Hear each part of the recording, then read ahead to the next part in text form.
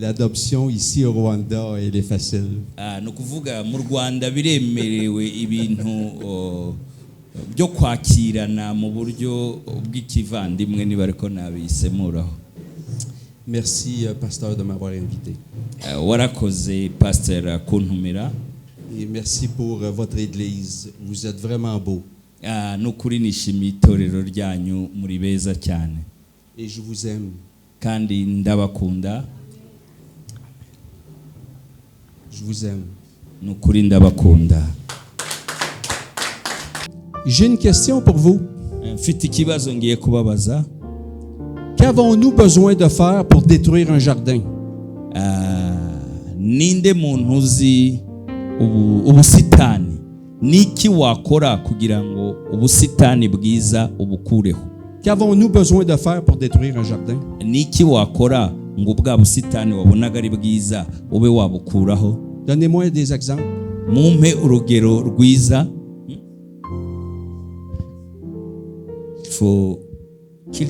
Il faut la houe pour cultiver les jardins. Autre chose? Nta kindi kirenze icyo.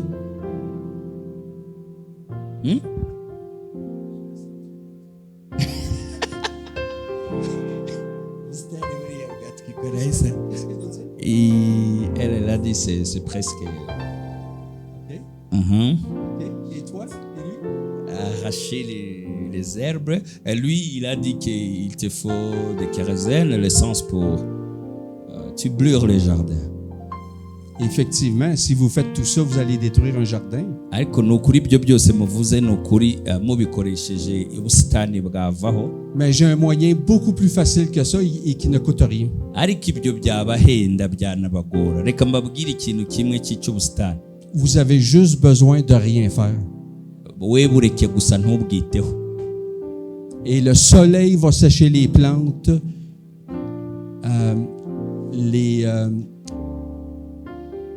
La maladie va prendre dans les plants, les insectes vont manger les plants et les animaux vont terminer l'ouvrage en mangeant ce qui reste. Ni ukuvuga ngo ubwo busitani we ubwihoreye gusa rya zuba riraza rikabyumisha bwa bukoko bwose butoya muzi bwose buraza bukarya bwa busitani akazi ukora gusa ni ukwihorera kwita ku busitani. Nous n'avons besoin que de rien faire. Akazi wakora gusa kugira wice ubusitani ni ukwicarira ntubwiteho. Et vous allez détruire votre jardin. Ni ukuvuga ngo ubwo busitani bwawe umenye neza ko buzapfa rwose nutabwitaho. Pas seulement le jardin de votre vie, mais le jardin qui vous entoure également. Rero ubwo busitani niba bukikijwe n'ubundi busitani ntabwo uzaba wononye ubwawe gusa kuko ubwawe buzafata n'ubw'abandi. Pourquoi le mal triomphe dans le monde? Est-ce qu'il est parce qu'il est plus puissant que le bien? Mutekereza ko ikibi kubera iki kiganje isi nuko ari cyiza kuruta ibyiza tubona? Pourquoi le mal grandit dans le monde? Est-ce que c'est parce qu'il est plus puissant que le bien? Mutekereza ko ikibi impamvu cyagutse mu isi yose nuko gifite imbaraga kuruta icyiza? C'est pas à cause de ça, c'est parce que le bien, on fait rien avec. On est inerte. Oya, impamvu mubona ikibi cyaguka kikagera kure nuko ahubwo abakora ibyiza ntabyo bakora, baricecekeye bariturisha. Est-ce que le mal grandit dans nos sociétés, dans notre monde? Ariko iyo murebye mwebwe hanze mubona ikibi kiganje koko?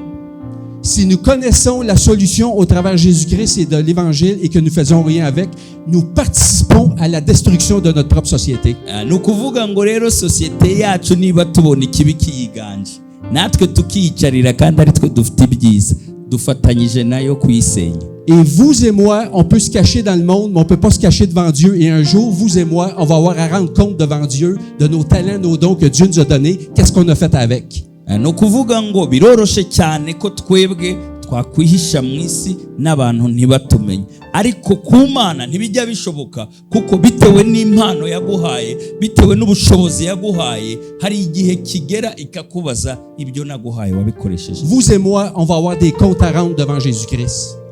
Twebwe rero twakiriye Kristo tuzagera igihe atubaze tumubwire icyo twakoresheje ibyo yaduhaye. Tu fais rien avec tes talents, tes dons que Dieu t'a donnés pour pouvoir les faire fructueux?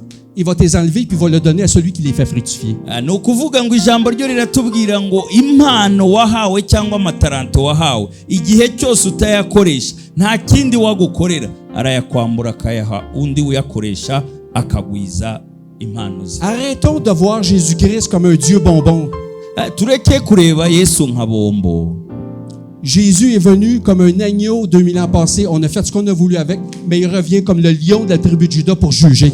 Kubera ko Yesu nta kindi cyamuzanye ubushize, cyamuzanye nk'umwana w'intama, ni umuntu wari uciye bugufi, ariko kugaruka kwe azagaruka nk'intare yo mu muryango wa Yuda. Essayez donc de flatter un lion pour le fun.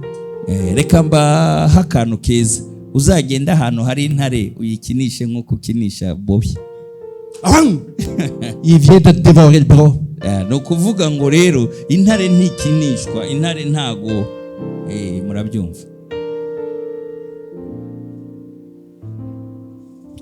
On a besoin d'un peu plus de crainte de Dieu. Tugomba rero gutinya cyangwa kumenya gukomera kw'Imana. Dieu n'est pas seulement un Dieu bon et amour, il est aussi justice. Ni ukuvuga ngo Imana ifite ishusho koko yo kuba Imana nziza y'urukundo, ariko hari n'indi shusho y'uko ari Imana y'umucamanza. Le temps de jouer aux chrétiens est terminé. Iki gihe cyarangiye cyaha abantu b'amadini bita abakristo gusa. La cour de récréation est terminée. Ni ukuvuga igihe cya recreation cyangwa cyo gukina cyarangiye. Des âmes, des milliers d'âmes se perdent tout autour de nous. Que faisons-nous? Est-ce que nous prenons nos responsabilités pour les rejoindre avec la vérité de l'Évangile?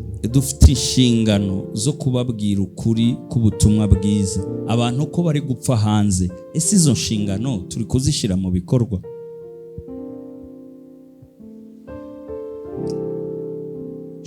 Je le répète, la seule chose gratuite dans la vie chrétienne, c'est la vie éternelle. Ni ukuri reka mbisubiremo, ikintu nabonye muri iyi myaka yose, agakiza cyangwa ubugingo buhoraho, nicyo kintu nabonye cy'ubuntu cyonyine. Si on veut voir le salut des âmes et le royaume de Dieu avancer, nous aurons un prix à payer. Ni ukuvuga ngo niba dushaka ko abo bantu bakizwa, niba dushaka ko abo bantu bumva ubutumwa bwiza, hari ibyo tugomba kwigomwa. Êtes-vous prêt à payer ce prix? Ese muri tayari kuba hari ibyo mwakwigomwa kubw'abantu barimbuka? Un prix de sacrifice et de renoncement. Kuko ni ikiguzi cyo kuvuga ati hari ibyo niyambuye, hari ibyo ndetse kubw'aba bantu. Vous allez avoir un choix, comme j'ai eu un choix, comme tous ceux qui se sont consacrés ont eu un choix, le monde ou Jésus. Kuko hari ibintu biba bihari amahitamo. Urahitamo ukavuga ati Yesu ndemeye kuba nakora uyu murimo, cyangwa Yesu simbishaka hari ibyo mpugiyemo. Comme chrétien, on a tendance à s'attiédir, c'est comme si on veut avoir le meilleur des deux, et Dieu et le monde. Ni ukuvuga ngo rero nk'abakristo hari igihe tuba tubishaka byombi, ugashaka ibya hano n'ibya hano nabyo ari kubishaka. Lorsqu'on a un pied sur le quai et sur le bateau, tant aussi longtemps que le bateau reste au quai, ça va. Mais si le bateau part, vous allez faire une grande split. Et vous allez devoir choisir entre le bateau et le quai, sinon vous allez tomber à l'eau. Et à l'eau, c'est plein de piranhas. Ni ukuvuga ngo iyo ubwato buhagaze ku nkombe, biroroshe guhagarara mu bwato ugahagarara no ku isi. Ariko iyo ubwato butangiye kugenda, nibwo utangira kugira amahitamo, kuko icyo gihe haba hari ukugwa mu mazi, cyangwa hari ukujyana n'ubwato, cyangwa hari ukuguma ku isi. Je sais pas si vous le réalisez, si vous vous en rendez compte, mais on vit la fin des temps. Ariko sinzi niba mwarabibonye, turi mu bihe bya nyuma. Les prophéties s'accomplissent devant nos yeux. On voit les prophéties bibliques annoncées depuis des millénaires se produire dans les nouvelles à chaque jour. Ni ukuvuga ngo buri munsi tubona ubuhanuzi bw'ibihe bya nyuma. Le règne de l'Antéchrist s'en vient. Mube maso, hari ubwami bwa Antikristo bukomeza kugaragara. Et Antéchrist, son mot veut dire, il déteste les chrétiens et il veut éliminer les chrétiens de la planète. Ni ukuvuga ngo ishusho yoroshe kugira mwumve Antikristo. ni umuntu wanga abakristo atanabifuza no kubabona hano ku isi. Arrêtons de regarder la vie humaine comme étant une vie de prospérité future quand si on n'est pas prêt à payer le prix avec Jésus-Christ. Ni ukuvuga ngo ubutunzi bw'isi nibwo nta kibazo, ariko hari ikiguzi tugomba gutanga kuri Kristo Yesu. Lorsqu'on devient chrétien, on tombe dans un autre royaume, le royaume de Dieu. Et Jésus dit quoi? Cherchez premièrement le royaume de Dieu et sa justice, et toutes ces choses te seront données par-dessus. Ni ukuvuga ngo iyo dukijijwe nta kindi tuba tuvuye mu bwami bumwe tuguye mu bundi bwami, kandi ubwo bwami icyo butubwira ngo ni ukubushaka mbere na mbere no gukiranuka kwabwo, ibindi byose bizatubera inyongeza. La façon que ça fonctionne avec Dieu, c'est que Dieu te dit occupe-toi de mes choses et moi je vais m'occuper des tiennes. Biroroshe rero ku Mana, kuko Imana iravuga ati ita ku byo ngewe naguhaye, naho ibyo ukeneye nanjye ndabyitaho. Est-ce que Dieu est premier dans ta vie? Igihari rero ni ukugira ngo Imana ibe iya mbere mu buzima bwacu. Est-ce que Dieu est vraiment premier dans ta vie? Ikibazo, ese Imana koko ni iya mbere mu buzima bwanjye? Dieu est supposé d'être premier dans ta vie. Byakabaye byiza iyo Imana ariyo yabaye iya mbere mu buzima bwanjye. Le premier commandement, c'est tu aimeras le Seigneur ton Dieu de tout ton cœur, de toute ton âme, de toute ta force et de toutes tes pensées, avant qui que ce soit et avant quoi que ce soit.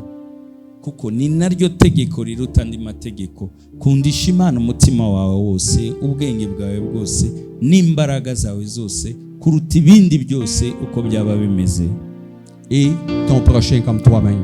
Noneho agakurikira ngo ukunde mugenzi wawe nk'uko wikunda. Mais ça, c'est une loi de l'Ancien Testament, parce que jusqu'à quel point on s'aime soi-même, ça nous demande d'aimer l'autre. Mais Jésus a une loi beaucoup plus grande que ça. Jésus nous dit aimez-vous les uns les autres comme je vous ai aimé. Ni ukuvuga ngo iryo tegeko mu isezerano rya kera nta gishushanyo cyaryo cyagaragaraga, ariko Kristo we yaje kurishira mu bikorwa avuga ngo mukundane nk'uko nanjye nabakunze. Donc la loi du Nouveau Testament est supérieure à la loi. Ni ukuvuga ngo uko twabyumvaga mu isezerano rya kera, isezerano rishya uko Yesu yabigaragaje biruta uko abakera bo babibayemo. Parce que le standard de l'Ancien Testament, c'est d'aimer l'autre comme tu t'aimes toi-même. Mais le Nouveau Testament, tu dois aimer l'autre comme Jésus l'aime. Ni ukuvuga ngo mu isezerano rya kera habagamo kuvuga ngo kunda mugenzi wawe nk'uko wikunda, ariko noneho mu isezerano rishya harimo kuvuga ati kunda mugenzi wawe nk'uko Yesu amukunda. Est-ce que tu aimes ton prochain comme Jésus l'aime?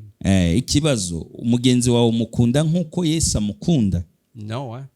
Akenshi siko bimeze. On a beaucoup de chemin à faire, n'est-ce pas? Haracyari urugendo.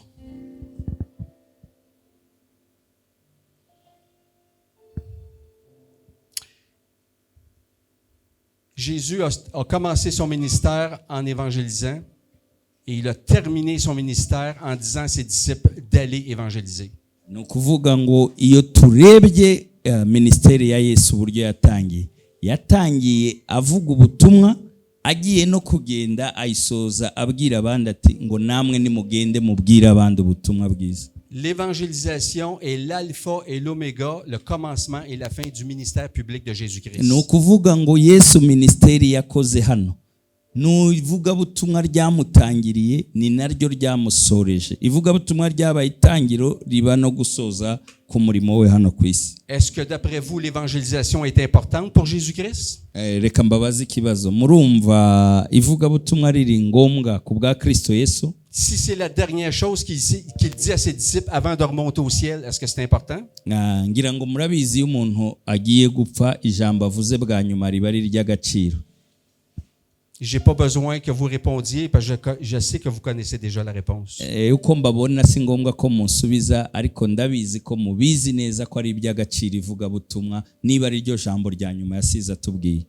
Jésus est venu mourir pour que nous passions l'éternité avec lui.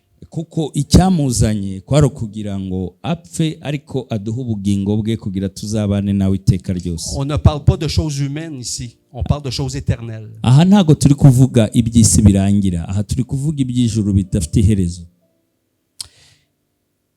Dans à la fin de l'évangile de Marc, ça dit « Allez et prêchez l'évangile à toute création ». Mariko rero mu gitabo cya Mariko niho habivuga neza ngo mugende mubwire ibyaremwe byose ubutumwa bwiza. Et dans Matthieu, à la fin de l'évangile, il dit « Allez, faites de toutes les nations des disciples ». Muri Matayo nanone 28 harangira akavuga ngo abazemera bose muzabagira abigishwa. Quel est le point commun entre ces deux textes? Allez prêcher l'évangile à toutes les créations, allez faites de toutes les nations des disciples. Quel est le point commun entre ces deux textes? Muri ibi byanditswe bibiri tuvuze ari kiri muri Mariko kivuga ngo mugende mubwirize ibyaremwe byose ubutumwa bwiza, no muri Matayo ahavuga ngo mugende muhindura abantu bose abigishwa. Niki bufite bihuriyeho ibi byanditswe? Quel est le point commun entre ces deux textes? Niki bihuriyeho? Allez. Nukugenda bihuriye ku ijambo ngo mugende. Remarquez qu'il ne dit pas attendez que les gens viennent à vous. Muzarebe aha muri aya magambo akomeye ntago yigeze avuga ngo mutegereze abantu bazaza babasanga. Non, parce qu'on risque d'attendre longtemps, n'est-ce pas? Kubera ko nidutegereza tuzatinda dutegereje. Jésus n'a pas resté entre quatre murs. Lorsqu'on regarde la vie de Jésus dans l'Évangile, il était constamment vers les gens. Yesu byarashobokaga ko hari aho yari kuba yibereye atuje abantu baza bamusanga, ariko iyo turebye ubuzima bwe dusanga ari ingendo gusa, ko habaga ari ukugenda. C'est ce que nous faisons avec le ministère des 5 couleurs. Ibi rero nibyo tukora twebwe muri ministeri. On perdrait notre temps à attendre que les gens viennent à nous parce que de toute façon, on n'a même pas de bâtiment. Ati byari kudusaba twari gutinda twebwe iyo tuvuga reka dutegereze abantu baze badusanga aho turi, cyane cyane ko ntibyari no koroha, nta n'inzu twe twubatse. Les disciples 2000 ans passés non plus n'avaient pas de bâtiment parce qu'ils devaient fuir, se cacher des Romains qui voulaient les exécuter. Kuko nabigishwa cyangwa intumwa icyo gihe byari bigoranye ko bagira inyubako bubaka, kuko barahigwaga buri gihe nta mwanya wo kubaka bari bafite. Et les disciples de la fin des temps, dont nous sommes, devons aussi vivre peut-être la même chose que les premiers disciples ont vécu. Mwitegure mu bihe bya nyuma bigishwa cyangwa intumwa za Kristo zishobora gusubira bisa n'ibya cyagihe kubera guhigwa, gahunda atari ukubaka ahubwo ari ukugenda bavuga ubutumwa bwiza. Au moment qu'on se parle présentement, je crois que Dieu nous a donné une fenêtre d'action. Je ne sais pas jusqu'à quand. Nous devons saisir l'occasion parce que si on ne le fait pas, il y a rien, on n'a aucune garantie que cette fenêtre va se réouvrir par la suite. Kuko inza ngewe nabonye bimeze nk'umuryango cyangwa idirisha rifunguye ryivuga butumwa, ariko ntituzi ngo rizahagarara ryari cyangwa rizagira iki. Icyaba cyiza nuko twakomeza muri uyu muryango cyangwa muri iri dirisha ryadufunguriwe. La Bible a dit rachetez le temps car les jours sont mauvais, les jours n'ont jamais été aussi mauvais. No kuvuga Bibiliya iratubwira ngo hashterete cunguza uburyo umwanya umwete kuko imisi ari mibi. Imisi rero turimo biragaragara ko ari mibi cyane. Ça dit de saisir l'occasion dans les Écritures. Nous devons saisir les occasions que Dieu nous donne. Uyu ni umwanya rero tugomba gufata kuko ni amahirwe Imana ibiduhaye. En français, on dit le moment présent est un présent de Dieu.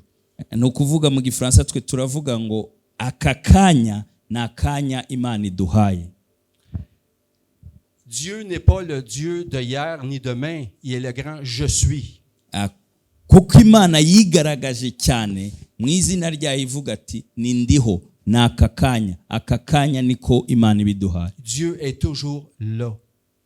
Imana buri gihe ibihari.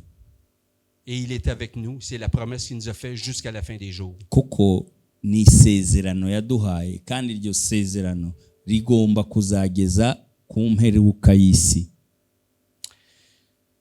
Donc, je ne vous ai peut-être pas partagé des choses qui étaient très plaisantes à entendre. Ndabizi neza amagambo nabasangije ntago aryoshye cyane cyangwa ntago ari amagambo yo kumva. Mais je suis un papa. Ariko ndi umubyeyi niko ababyeyi bavuga. Un papa qui chicane des fois ses enfants. Umubyeyi buri gihe agira muri we gukangura cyangwa kubwira abakiri batoya. On a un papa céleste aussi qui nous discipline des fois, n'est-ce pas? No kuvuga ngo nubwo ndi papa ariko hari papa w'ijuru ari we data wa twese wo mu ijuru, kandi nanone ikintu akunda ni ukudukangura. Et pourquoi qu'il nous discipline, nous dit les Écritures? Kubera iki akunda kuduha ubwo burere ibyanditswe uko bibivuga?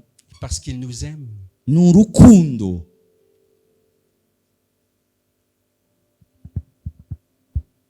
C'est plus facile de dire des choses qu'on sait que les gens aiment entendre. Biroroshe cyane hano kuba nababwira ibintu nzi mushaka kumva, amatwi yanyu ashaka kumva, qui plaît à l'oreille. biryohera amatwi rimwe na rimwe.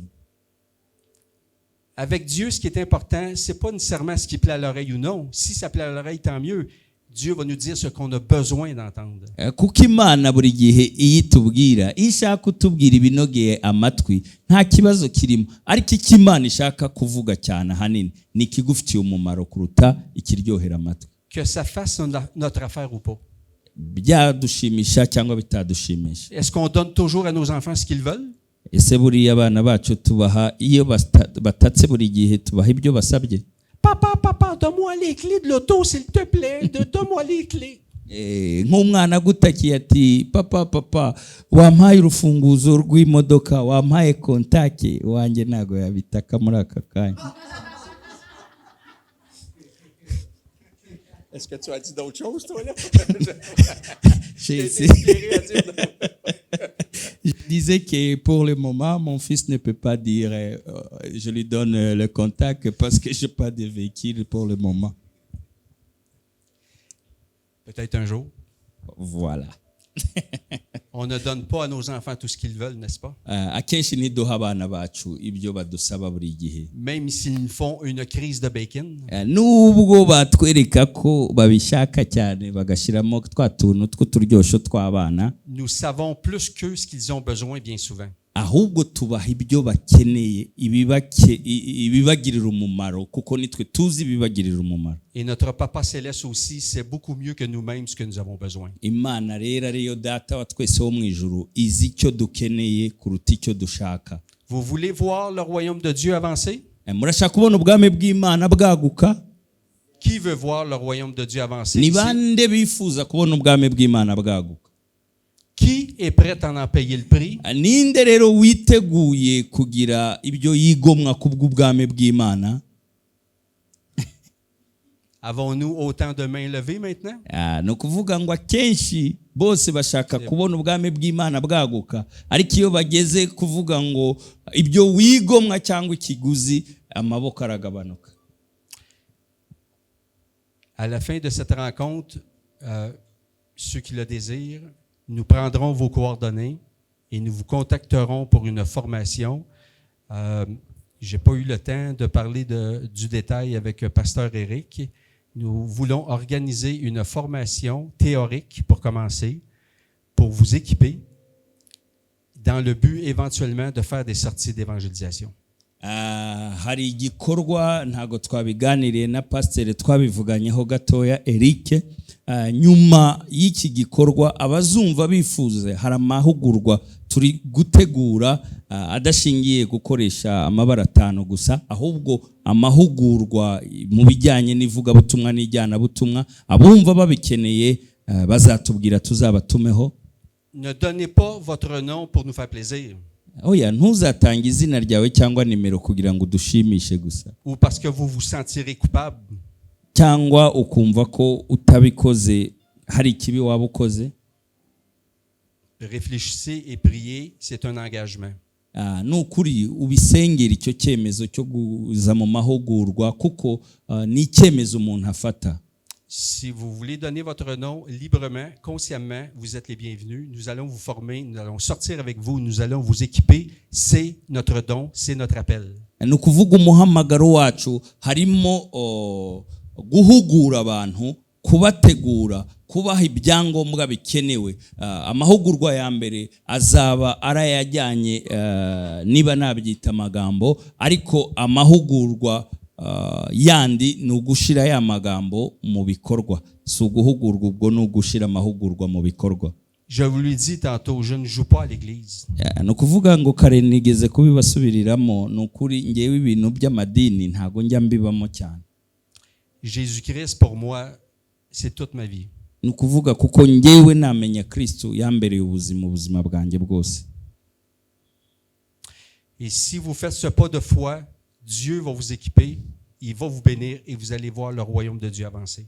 Niba ushaka kubona ubwami bw'Imana bwaguka, icyo cyemezo uzaba ufashe cyo gukurikira amahugurwa, nzi neza ko Imana izaguheramo umugisha. Nous pouvons vous le témoigner car nous le voyons avancer. Twebwe dufite ubuhamya kuko tujya tubibona iby'ubwami bw'Imana buri gihe kuri tere. Qu'est-ce qui s'est passé en 2020? Mu bihumbi 2020 abibuka niki cyabaye gikomeye? Qu'est-ce qui s'est Exact. Ni virusi. Et qu'est-ce qui s'est passé durant le corona, au pic du corona? Qu'est-ce qui se passait? Corona rero imaze gufata intera, ni igiki cyabaye mwibuka?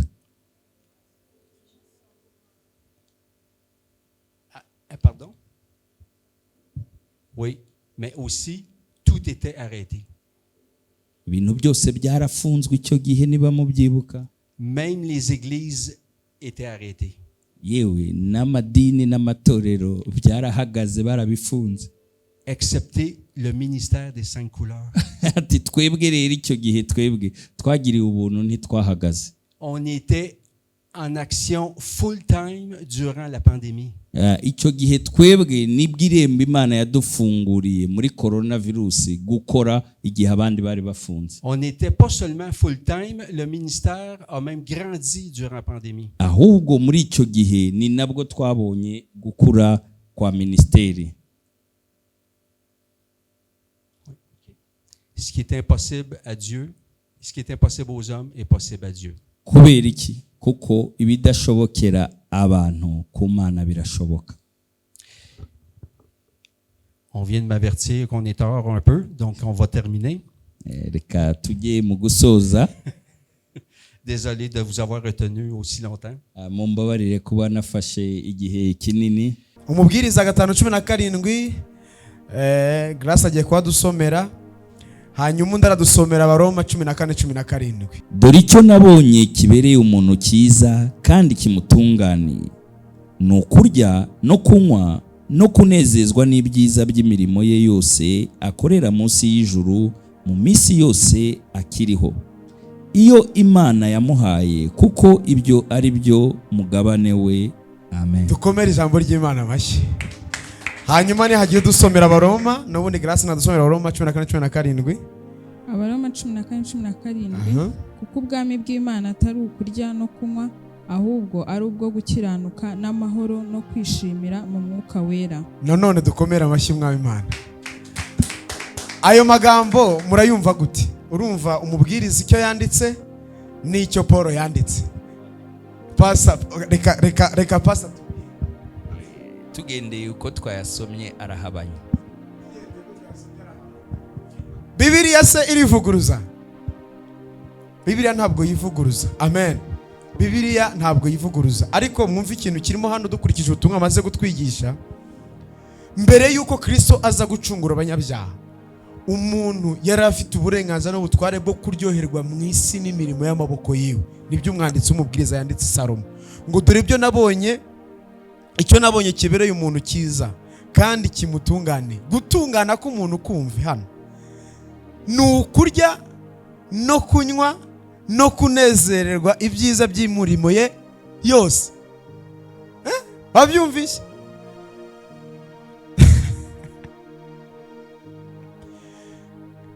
Ari nacyo kintu amatorero menshi, many churches, amatorero, amaministeri, niho message iri. Niho message iri. Usanga kuva ku wa mbere kugera ku cyumweru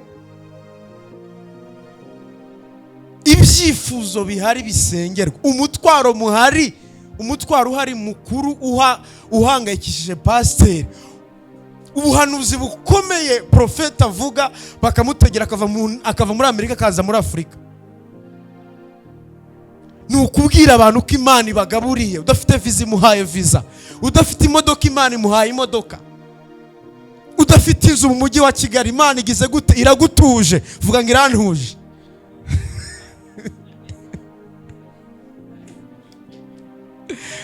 Udafite umugore, vuga uti Imana iguhaye umugore.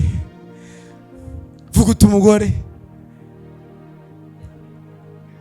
Hase ko mutari kwakira igitangaza. Mwakira igitangaza cy'umugore ariko. Okay. Brice akira igitangaza.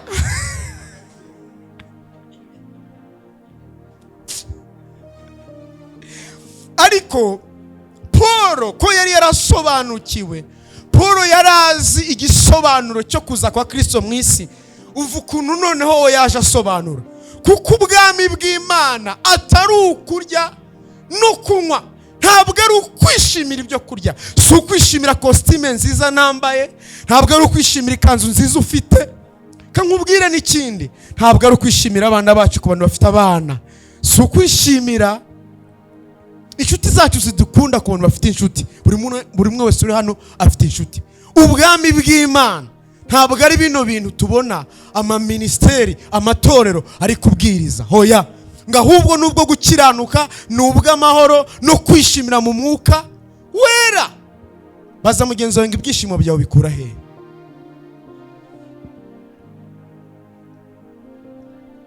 Hoya, kandi ntubeshye, vugisha ukuri, reka kubeshya. Hoya, wikishyira mu mwuka ahantu utanabutanaherutse. Vugiza ukuri mugenzi wawe uti ngiye ibyishimo nezerwa nuko iki kintu cyabaye. Iyo cyabaye ndanezerwa. Korode, tubwire ibyishimo byawe bikura he?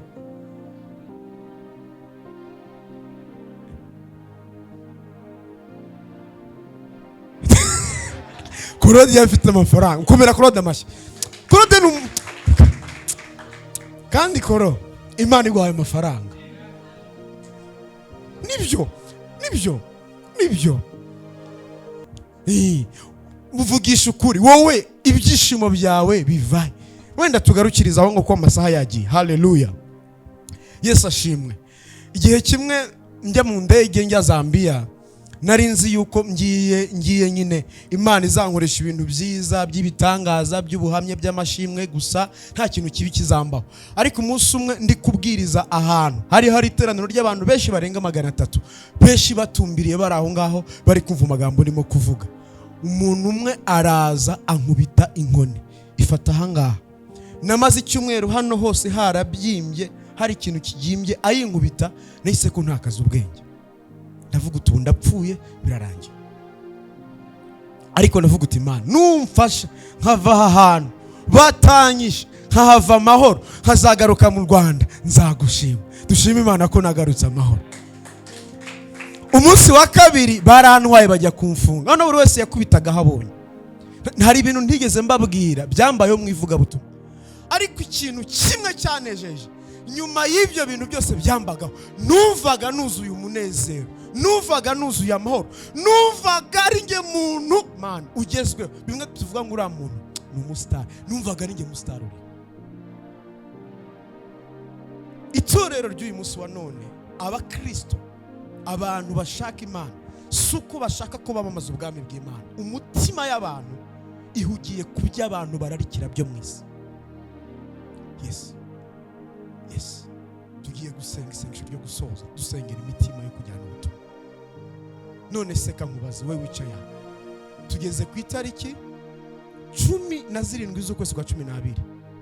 Baza umuntu mwicaranye ngo wabwirije ubutumwa abantu bangaye muri uyu mwaka barakizwa. Mubaza uti wabwirije abantu bangaye ubutumwa uyu mwaka barakizwa. Barakizwa neza, abari wowe bakiriza umwami n'umukiza. Samura ikiganza turebe. Wabwirije abantu bagakizwa. Jean Claude, wabwirije abantu bangahe? Barenga 5 bakiri umwami n'umukiza. Mwivuga butumwa. Tukomere Jean Claude amashyi. Umva umuntu ukwiye amafaranga, kuko amafaranga adufasha kujyana ubutumwa. Ni umuntu uvuga ubutumwa. Ubu muntu twasabira umugisha w'ifaranga kandi rikaza byihuse n'uyu mugabo. Yego, kankubwire, ushobora kugaburira umuntu ibyo kurya. Iyo umuntu angaburiye ahitamo inshuti yanjye. Ushobora kugaburira umuntu ibyo kurya ukamuhaza agahaga, ariko nubwo wamuhagije akagwa ivutu, umunsi w'urubanza napfa ararimbuka atamenye Kristo. Ushaka kwambika umuntu imyenda myiza, ukamwishyurira amashuri kuva muri gardienne, muri primaire, secondaire, university, masters, ariko finally akarimbuka.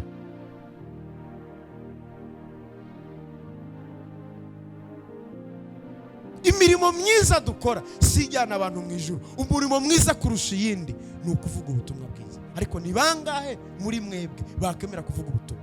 Ndebera ukuntu muri beza.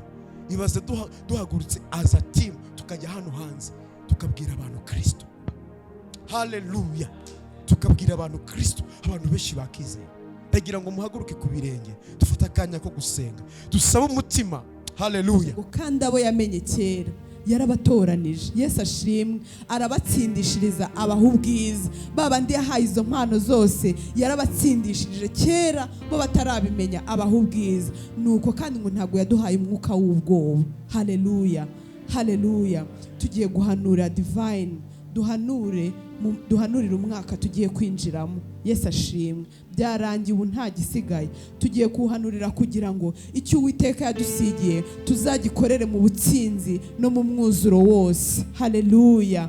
Yesu ashimwe. Icyo Uwiteka yagusigiye, icyo yansigiye, nzagikorere mu butsinzi kandi kizaza n'umusaruro ugaragara. Haleluya. Tugiye gusengera itorero rya Kristo kugira ngo hirya no hino ahabera bari Uwiteka abasige. Yesu ashimwe. Abahagurutse abakoresha iby'ubutwari mu gihe nk'iki. Ukuri kwamamare, ikinyoma ni ukuri kibura ijambo. Haleluya.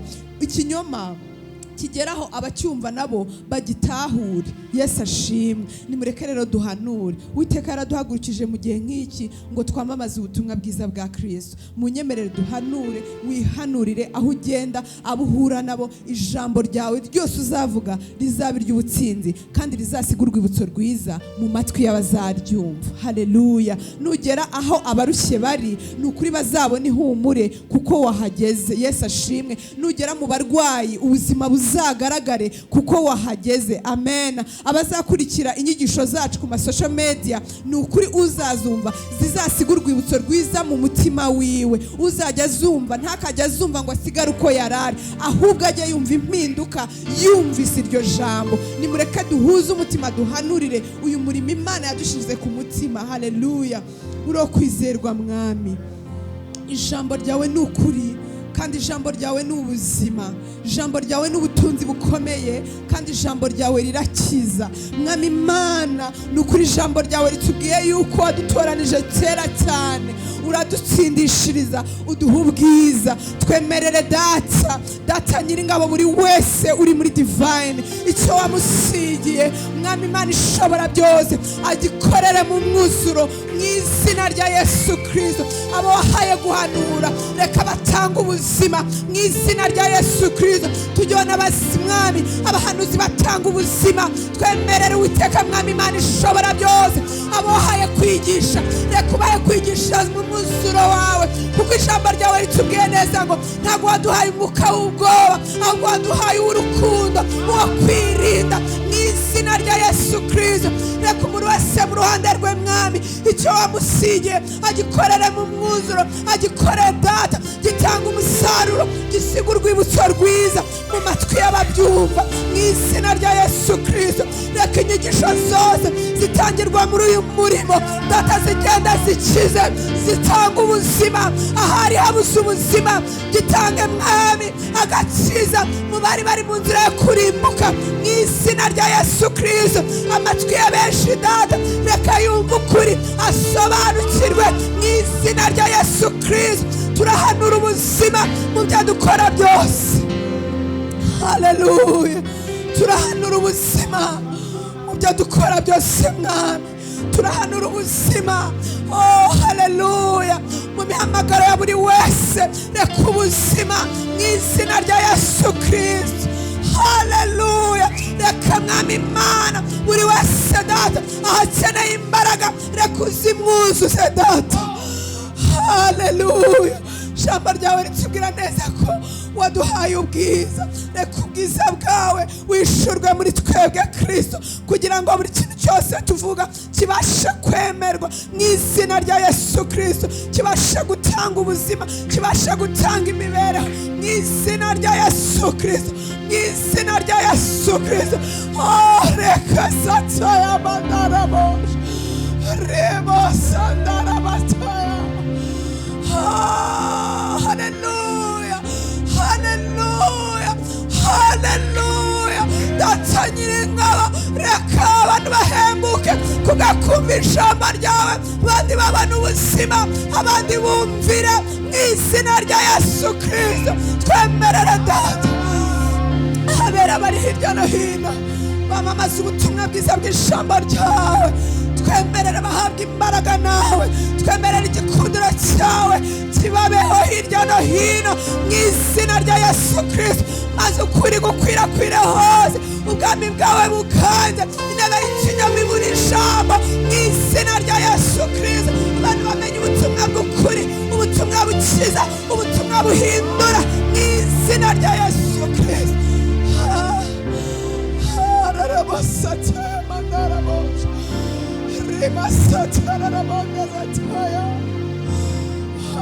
Haleluya.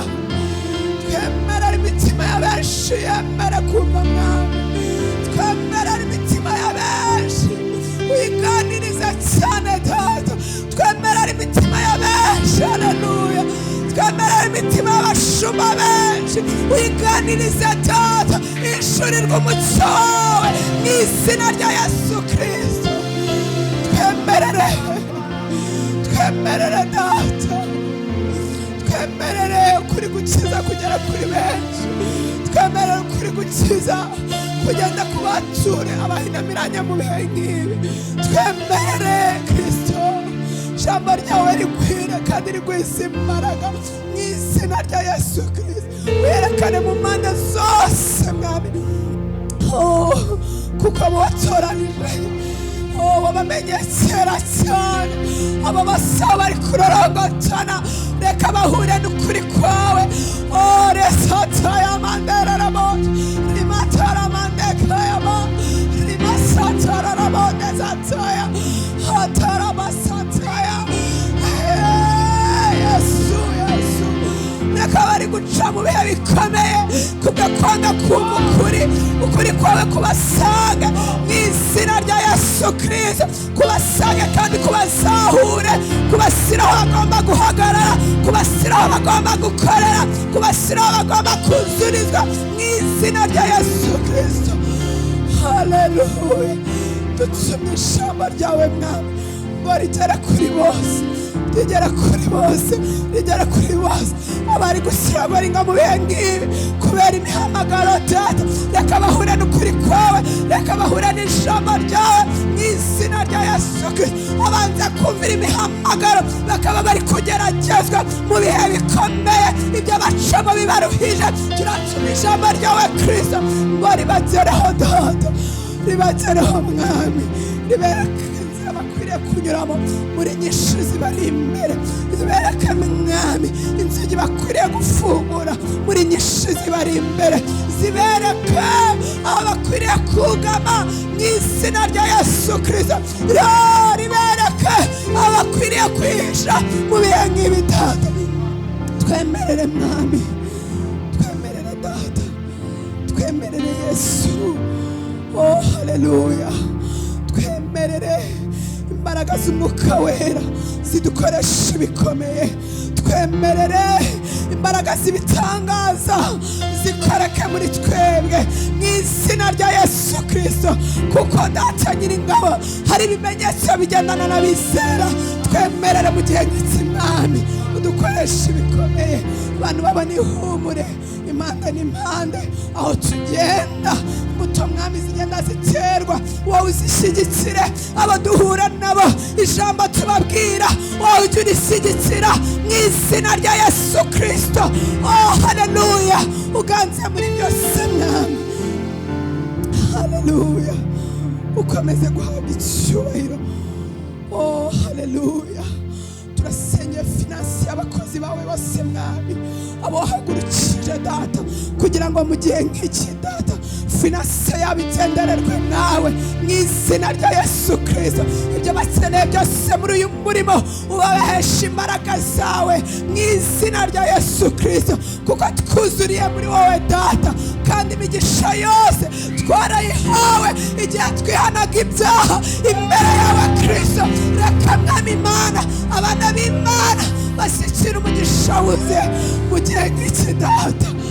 Umuririmbyi yaravuze ngo igihe cyacu ni iki, haleluya, ngo igihe cyacu ni iki, ngo imitima yari yihebye kugira ngo yongere gushima Imana. Twemerere mu gihe nk'iki abana bawe data bongere kubona ubwiza bwawe data. Oh haleluya, reka ibendera ry'ubutsinzi ryongere kumenyekana mu bana b'Imana aho bari hirya no hino muri iki gihugu, ku isi yose. Reka mwami Imana umugisha wawe umwe barongeye mwami muri wowe bawubone wuzuye, bawubone usendereye, bawubone data, bawubone papa, kuko oh haleluya ijambo ryawe ritabeshya, kuko ijambo ryawe ritabeshya na gato. Ijambo ryawe ni ukuri, ijambo ryawe ni ubuzima, ijambo ryawe ni imibereho. Oh haleluya, reka risoze icyo waritumiye muri twebwe mwami, mwami Imana. Abagukora hirya no hino baronka amahoro yuzuye kandi babone umugisha wuzuye kugira ngo babashe gukora umurimo mu izina rya Yesu Kristo. Komeza gushyirwa hejuru muri byose. Urakwiriye mwami, urakwiriye cyane, urakwiriye data, urakwiriye. Reka ijambo ryawe rihindura byinshi, rinyeganyeze imfatiro zose zidakwiriye muri twebwe, rinyeganyeze imfatiro zose zitari zo, rinyeganyeze kandi rikureho imfatiro zose umuntu yubatseho zitari zo, ahubwo urufatiro rwawe rwonyine ruba ari rwo mwami, rukomeza imitima ya benshi. Habwa icyubahiro data, habwa icyubahiro, habwa icyubahiro. Buri wese umuzuza Kristo bitewe nawe umushaka, abagomba guca bugufi Yesu. Ijambo ryawe riducisha bugufi, abagomba mwami kugira ngo ushire amanga muri bo. Ijambo ryawe ribahe gushira amanga data. Abagomba kugira ibyo bahindura mu mibereho yabo kugira ngo ubutumwa bwawe bwamamare buri wese mu ruhande rw'umushobozi mu izina rya Yesu Kristo.